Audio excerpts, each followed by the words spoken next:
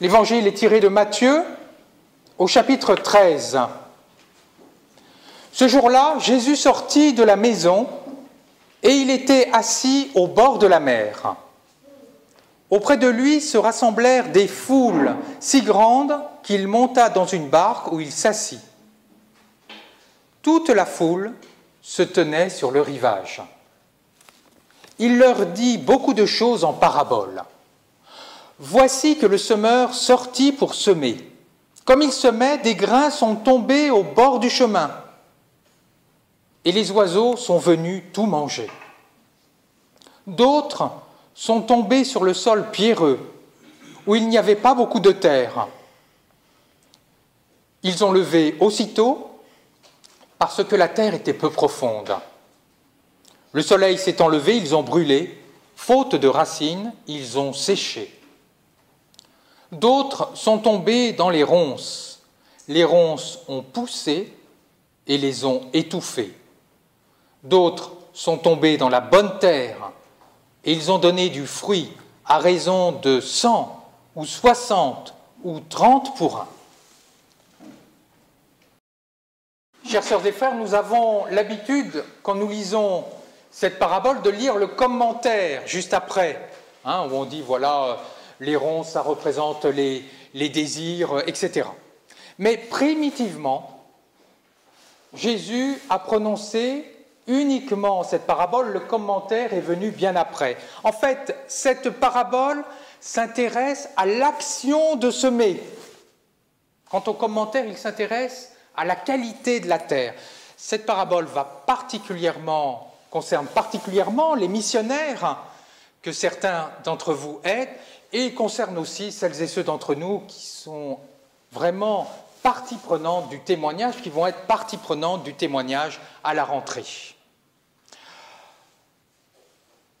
Qui est le semeur? Jésus sort de la maison, il sort. Pourquoi sort-il? Il va rencontrer la foule et puis va prêcher l'Évangile, dire de nombreuses paraboles. Que fait le semeur?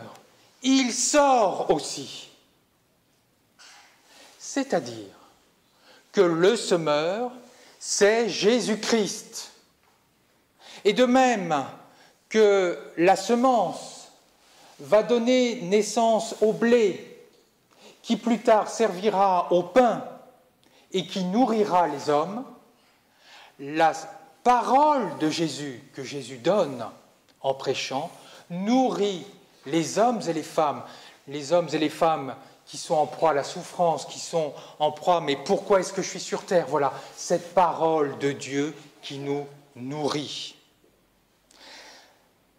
Le semeur, c'est aussi Ésaïe. Ésaïe qui va à la rencontre des Juifs en 540, qui ont été déportés depuis de nombreuses années et qui, de la part du Seigneur, leur annonce cette parole en disant « Vous allez être libérés, vous allez pouvoir retourner dans votre pays ». Une parole qui met debout, une parole qui redonne espoir aux Juifs. Et les semeurs, c'est aussi les missionnaires que vous êtes, qui allez partir dans différents pays pour annoncer un Dieu d'amour, un Dieu qui aime, dans des pays où souvent Dieu est perçu comme un juge terrible. Et les semeurs, c'est aussi celles et ceux d'entre nous qui sommes des témoins auprès de nos proches, qui parfois sont en quête de sens, se demandent « mais qu'est-ce que nous faisons sur terre? Pourquoi est-ce que nous vivons? Quel est le sens de la vie ?»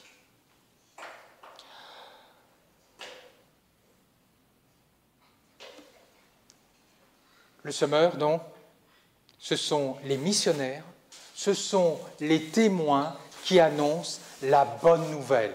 Et c'est ce à quoi nous sommes invités à être. Mais voilà, ce n'est pas toujours facile. Jésus nous prévient. Il y a des périodes de découragement.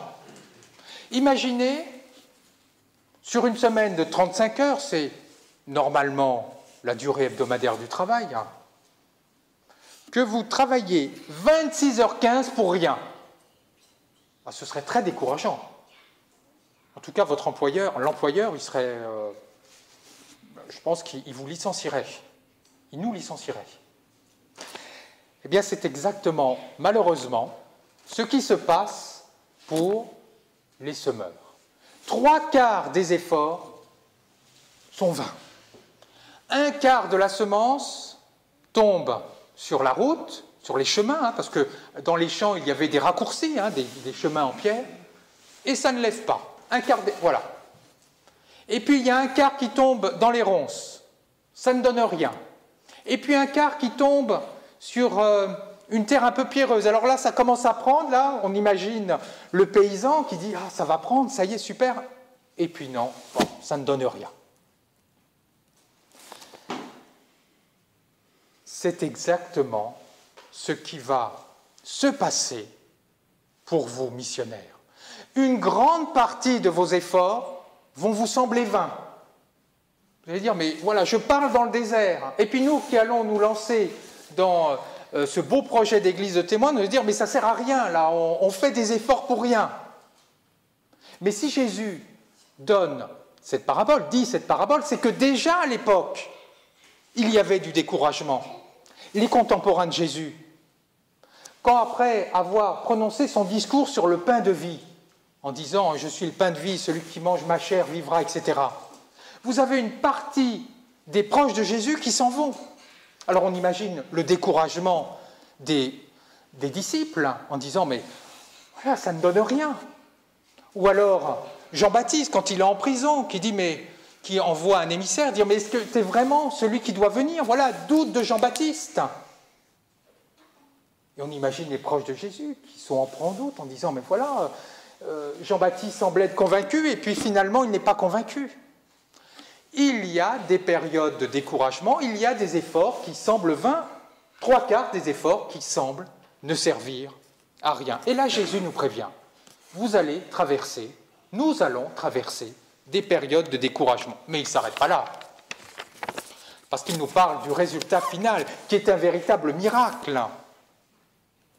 Des fruits en abondance, 100 pour 1, 60 pour 1, 30 pour 1, mais ça compense largement les 3/4 de la semence qui semblait perdue. Des fruits en abondance. Et pourquoi ces fruits en abondance? Parce que la parole du Christ est porteuse de résultats en elle-même. De même que le feu brûle, de même que l'eau désaltère, la parole de Dieu que vous allez annoncer et que nous allons partager avec Église de témoins porte du fruit en elle-même. Elle porte du fruit en abondance, mais elle porte aussi de beaux fruits. Vous voyez que Jésus dit, il y a 100 grains pour un, 60, 30. 100, 60, 30. Vous savez que dans la mentalité sémitique, les nombres renvoient à des réalités. Ce sont des symboles, les nombres. 100, c'est le symbole de l'accomplissement. Jésus est en train de dire, mais vous allez donner naissance à des disciples qui vont être véritablement accomplis. 60, qui correspond en hébreu à la lettre Samek, qui veut dire appuyer, soutenir. Et même l'idéogramme primitif représentait une arête de poisson. 60, c'était représenté par une arête de poisson. L'arête de poisson, c'est la colonne vertébrale du poisson. C'est ce qui lui permet de se soutenir. Eh bien, Jésus est en train de dire, ma parole produira des disciples qui plus tard soutiendront la communauté, qui ne seront pas simplement des gens passifs, mais vraiment des gens actifs qui soutiendront la communauté. Et 30, symbolisé, représenté par la lettre Lamed, qui signifie aiguillon, le paysan qui pousse le bœuf pour qu'il avance. Enseigner, instruire. Et l'idéogramme primitif était un bâton de berger. le berger, conduit son peuple avec le bâton. Que dit Jésus? Il dit, vous allez donner naissance à des disciples qui plus tard seront des leaders, qui pousseront la communauté, qui seront des enseignants. Oui, chères sœurs et frères, Jésus nous promet que le fruit de la mission, le fruit du témoignage, donnera naissance à de nombreux disciples et à des disciples de qualité, des disciples solides, accomplis, leaders. Pour résumer, retenons les 3 idées de ce texte. Jésus nous invite à être des semeurs, à partager sa parole. Et malgré les échecs, il nous promet succès, de nombreux disciples, de qualité. Bonne mission à vous, chers amis, et à nous tous. Bon engagement dans l'Église de témoins. Amen.